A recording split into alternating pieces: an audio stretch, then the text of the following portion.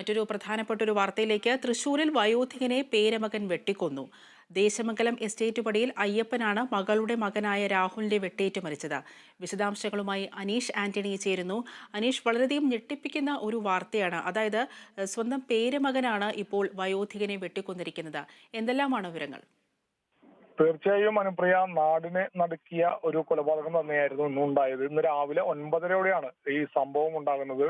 Cheruthuruthy police station ലിമിറ്റിൽ പെടുന്ന Desamangalam estate പടിയിലെ വീട്ടിൽ വെച്ചാണ് ഇങ്ങനെ പേരമകൻ മുത്തച്ഛനെ വെട്ടിക്കൊലപ്പെടുത്തുന്ന ഒരു സംഭവം ഉണ്ടായത്. വാളേരിപ്പടി വീട്ടിൽ 75 വയസ്സുള്ള അയ്യപ്പനാണ് അതിദാരുണമായി കൊല്ലപ്പെട്ടത്. പേരക്കുട്ടി 28 വയസ്സുള്ള രാഹുലാണ് അയ്യപ്പനെ വെട്ടിയത്. പ്രത്യേകിച്ച് പ്രകോപനമൊന്നുമില്ലാതെ അക്രമാസക്തനാകുന്ന ഒരു സ്വഭാവക്കാരനാണ് ഈ രാഹുൽ. മാനസിക അസ്വാസ്ഥ്യത്തിന് ചികിത്സ തേടുന്ന ആൾ കൂടിയാണ്. അതുകൊണ്ട് തന്നെ അത്തരത്തിൽ ഏത് നിമിഷവും വേണമെങ്കിലും പ്രകോപിതനായി എന്തും ചെയ്യാവുന്ന ഒരു അവസ്ഥയിലുള്ള ആൾ കൂടിയാണ് ഈ രാഹുൽ എന്നാണ് പ്രദേശവാസികൾ ഉൾപ്പെടെ പറയുന്നത്. അത്തരത്തിൽ മാനസിക അസ്വസ്ഥ്യത്തിന് ചികിത്സ തേടി കഴിഞ്ഞ ദിവസമാണ് രാഹുൽ വീട്ടിലെത്തുന്നത്. ഈ സംഭവ സമയത്ത് ഈ കൊല്ലപ്പെട്ട അയ്യപ്പനും രാഹുലും മാത്രമാണ് വീട്ടിലുണ്ടായിരുന്നത്. രാഹുലിന്റെ അമ്മ, അതായത് അയ്യപ്പന്റെ മകൾ വീട്ടിലുണ്ടായിരുന്നില്ല, മറ്റൊരു വീട്ടിലായിരുന്നു. അതുകൊണ്ട് തന്നെ അവിടെ എന്താണ് പ്രത്യേകിച്ച് പ്രകോപനത്തിന് ഇടയാക്കിയ രാഹുലിനെ പ്രകോപിപ്പിക്കാനുണ്ടായ കാരണം എന്താണെന്ന് മറ്റാർക്കും അറിയില്ല. കാരണം ഇവർ രണ്ടുപേരും മാത്രമാണ് വീട്ടിലുണ്ടായത്.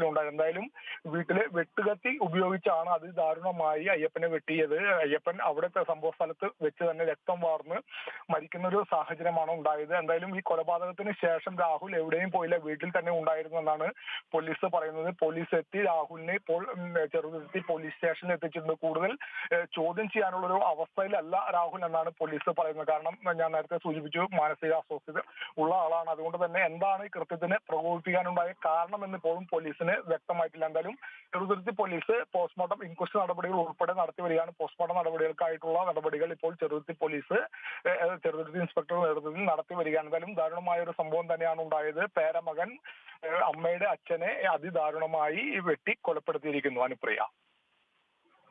അനീഷ്, ഈ രാഹുൽ ഏതെങ്കിലും രീതിയിലുള്ള ലഹരിക്ക് അടിമയാണോ? ആ രീതിയിലുള്ള വിശദാംശങ്ങൾ ലഭ്യമാണോ? അത്തരത്തിലൊന്നും അവിടെ പ്രദേശവാസികൾ ആരും പറയപ്പെടുന്നില്ല. എന്തായാലും മാനസിക അസ്വാസ്ഥ്യം തന്നെ വലിയൊരു അസുഖമാണ്. പ്രത്യേകിച്ച് ലഹരിയുടെ ആവശ്യമൊന്നും ഇല്ല. കാരണം മാനസിക അസ്വാസ്ഥ്യമുള്ള ഒരാള് ഏത് നിമിഷവും എന്തു വേണമെങ്കിലും ചെയ്യാമെന്നൊരു സാഹചര്യമുള്ള ഒരു ആൾ കൂടിയാണ്, പ്രകൃതക്കാരൻ കൂടിയാണ് ഈ രാഹുൽ. ഞാൻ നേരത്തെ സൂചിപ്പിച്ചു, മാനസിക അസ്വാസ്ഥ്യത്തിന് ചികിത്സ തേടി എത്തിയതേ ഉള്ളൂ. എത്തിയ ശേഷമാണ് ഇന്ന് രാവിലെ ഈ അമ്മയുടെ അച്ഛനെ, ഈ 75 വയസ്സുള്ള പ്രായമുള്ള വയോധികനെ അതിക്രൂരമായി കൊലപ്പെടുത്തുന്ന ഒരു സാഹചര്യം ഉണ്ടായത്. അത്തരത്തിൽ ലഹരിക്ക് അടിമ എന്നുള്ള രീതിയിലൊന്നും പ്രദേശവാസികൾക്ക് അറിവില്ല. അത്തരത്തിലൊരു വിവരമൊന്നും ഇല്ല.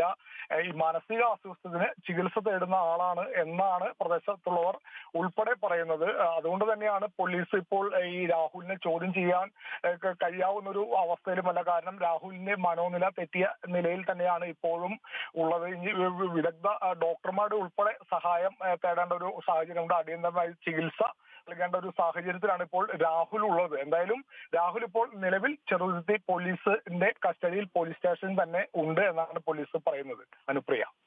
തൃശൂരിൽ വയോധികനെ പേരമകൻ വെട്ടിക്കൊന്നു. ദേശമംഗലം എസ്റ്റേറ്റ് പടിയിൽ അയ്യപ്പനാണ് മകളുടെ മകനായ രാഹുലിന്റെ വെട്ടേറ്റ് മരിച്ചത്.